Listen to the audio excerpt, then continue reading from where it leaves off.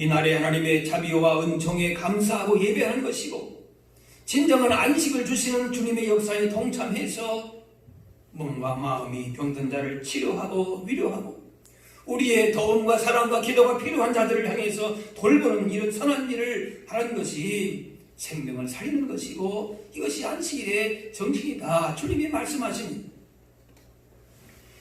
구약의 안식일은 신약의 주일로 이어지면서 주일에 하나님의 구속 사역을 감사하고 예배하고 진정한 의미에서의 안식을 얻습니다. 그리고 예수님의 가르침대로 선을 행하고 생명을 살리는 일을 하게 되는 것입니다. 하나님은 교회 안에서만이 아니라 구체적인 삶의 현장을 통해서 영광 받으시기를 원하시는데, 어떤 특정한 장소, 특정한 시간에서만 예배자로 사는 것이 아니라 항상 예수님의 섬김의 정신을 가지고 그 마음을 품고 세상을 섬기며 사는 것이 주님이 기뻐하시고 원하시는 예배자의 모습인 것입니다. 예수님은 선을 행하고 생명을 살리기 위해서 안식일에 존재한다는 사실을 깨우쳐 주려 하셨습니다. 그래서 안식일의 참된 정신은 하나님을 사랑하고, 즉 예배하고, 또 이웃에게 선을 행함으로 그들의 생명을 살리는 데에, 이웃 사랑하는 데에 있다라고 하신 것입니다.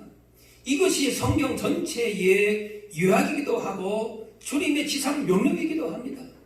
하나님 사랑하고 또 내 이웃을 사랑하라고 하는 이것입니다. 지금 교회에서 예배하지 못하고 가정 또는 각자 처소에서 인터넷 영상으로 예배하기 때문에 주일 예배를 교회에서 드리지 못하는 안타까움이 있지만, 이렇게 대중으로 모여서 주일 예배를 잠시 요구하는 것이 이웃의 생명을 보호하고 살리기 위한 것이라면 그것은 예수님의 가르침에 맞는 것입니다. 그러므로 이러한 예배를 너무 힘들어하지 말고 또 죄책감은 더욱더 느끼지 말아야 할 것입니다. 물론 이것은 예외적이고 일시적인 것입니다. 이런 예배 가운데서도 우리를 향하신 주님의 뜻은 반드시 있습니다. 그동안 당연하게만 생각했던 주일 예배의 모습들에 감사하지 못하고 그냥 습관적으로 지나쳤던 모습들이 있다면 회개할 수 있을 것입니다. 그리고 모두 모이지는 못하지만은 이 시간 서로의 모습을 그리워하면서, 그렇게 생각하면서 매주 모여서 함께 드렸던 그 예배가 얼마나 귀한 것인지를 다시금 감사하면서 또 기대하고 기다릴 수 있기를 바랍니다. 이번에 신천지 그 이단의 경우를 통해서 보듯이 대중집회가 바이러스를 확산하는 슈퍼 전파자의 역할을 하고 있습니다. 그러므로 한국 교회의 주일 예배나 집회가 또 다른 슈퍼 전파자의 역할을 할 가능성이 있습니다. 그렇다면 그것은 이웃에게 선을 행하고 생명을 구원하는 주일의 기본 정신에 어긋나는 것이 됩니다. 이런 상황에서 주일 예배와 모임을 하려는 것이 교회의 전통과 자신의 믿음을 지키기 위한 것이라면 그것은 어쩌면 주님이 책망하셨던 바리새인의 의를 추구하는 모습이 될 수도 있다는 것입니다. 물론 정말 순수한 신앙을 지키기 위한 아름다운 모습도 있습니다. 그러나 그런데도 이웃과 한국 사회 전체를 생각하고 생명을 존중한다면 우리의 예배 형식이 세상을 위험하게 만들 수 있다는 것을 고려해서 우리의 것을 소중하게 생각하는 그것들을 희생하고 내려놓을 수도 있어야 하는 것입니다.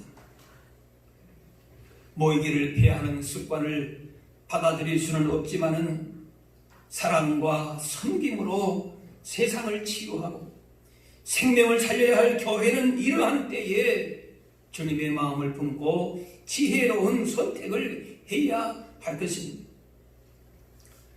그러므로 이렇게 영상으로 주일 예배를 드리는 것이 비록 정상은 아니지만 그러나 결코 잘못된 것은 아닙니다.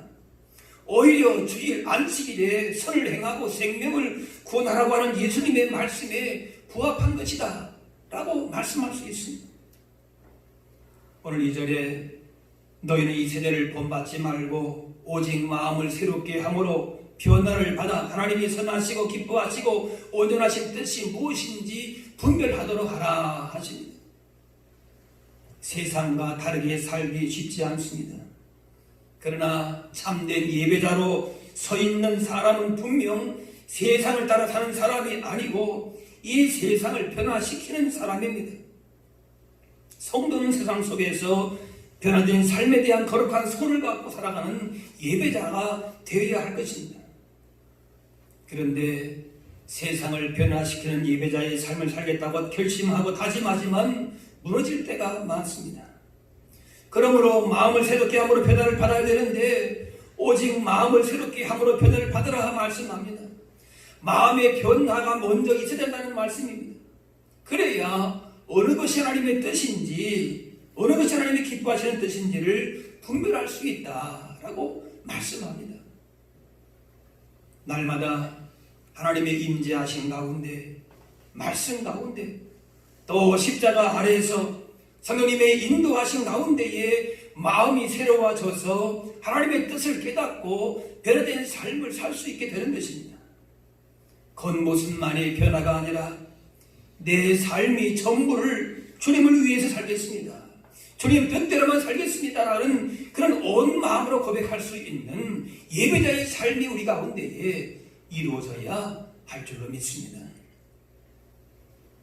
예배의 목적이 하나님 사랑과 이웃 사랑의 실천이라면 지금 상황 가운데 교회는 개인의 신앙도 존중해야 하지만은 이웃의 건강과 사회 안정의 배려를 위한 실천에도 앞장서야 함이 마땅합니다. 만약에 이것이 신앙에 대한 어떤 도전이라든지 또 예배 회피에 유혹을 받는 것이라면은 생명을 걸고 살아도 예배당에 모여서 주일 예배를 드려야 마땅할 것입니다. 그러나 이번 사태는 재난의 상황에 부닥친 성도들을 돌보고 지역사회를 지켜내야 하는 특수한 예외적인 경우라고 할 수 있습니다. 그러므로 이 위기를 극복하기 위해서 기도해야 할 것이고 필요하다면 재정 후원이나 자원봉사 등을 통해서 지역사회와 나라를 섬겨야 합니다. 그래서 이렇게 이웃의 또 공공의 유익을 위해서 영상을 통해서 예배하는 것입니다. 물론 오늘 우리 예배는 일시적이고 예배적인 것이라고 할 수 있습니다.